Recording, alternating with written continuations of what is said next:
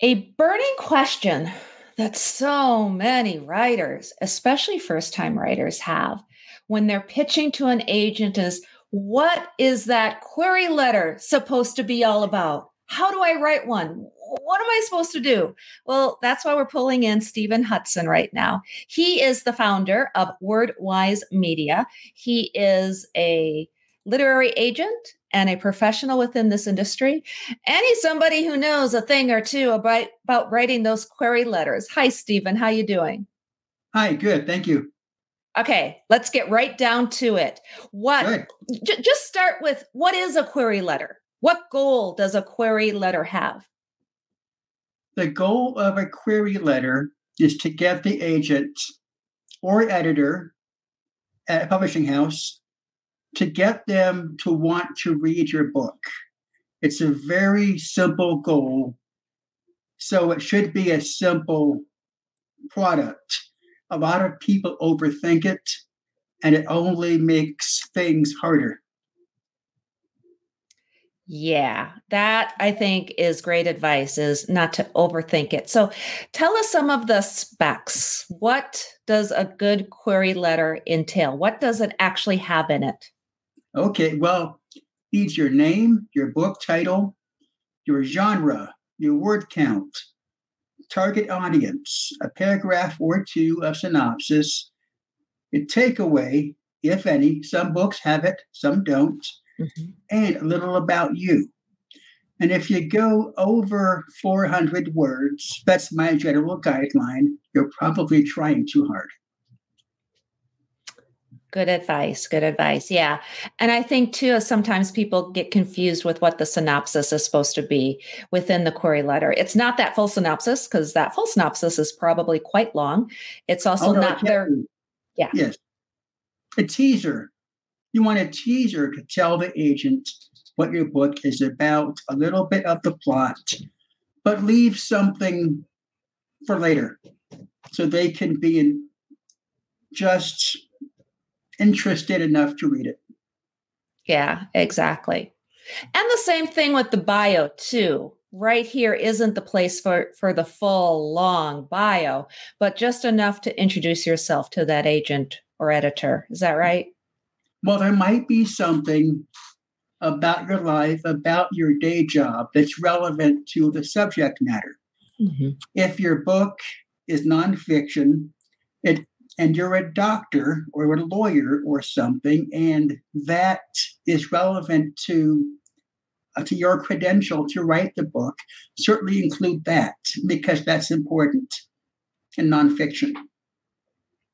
Absolutely. Okay. So how about your best advice, or do you have tips to those who are sending out their pitches in regard to the query letter? What are maybe like Steven Hutson's top 3 bits of advice? Oh, there's so many. 3. Okay. Well, first, seek out agents that handle your genre. If you have a book of poetry, don't send it to someone who only handles romance novels, for example, or vice versa. If you do that, then you're wasting everyone's time. And also, every agent pretty much has a website, and it will tell you exactly how they want you to submit your work. Do exactly what they ask. Don't do more. Don't think there's extra credit if you send them more, because there isn't. You just want to send them what they ask for. And I always advise people, go to a writer's conference as often as you can to meet these people in person, because you never know who you might meet at a conference who might be able to help you later.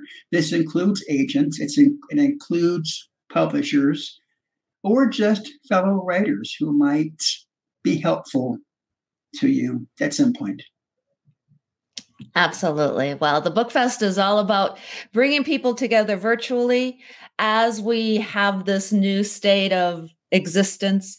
But you're right. Nothing beats being able to meet somebody in person and talk to them. And that networking that's involved when you're in person is so, so valuable. How about this? Is there any big don't, any big no, something that authors should absolutely not do in their query letter? Yes. Don't assume that you're the exception to the rules. A lot of people, I think, do that, and it's a mistake. If you make it easy for me by following my instructions, then I might reward you for it because you made this process easy for me, and offer to read your book, and then maybe offer to rep your book to publishers. I think that's great advice. And you keyed on something that's oh so important.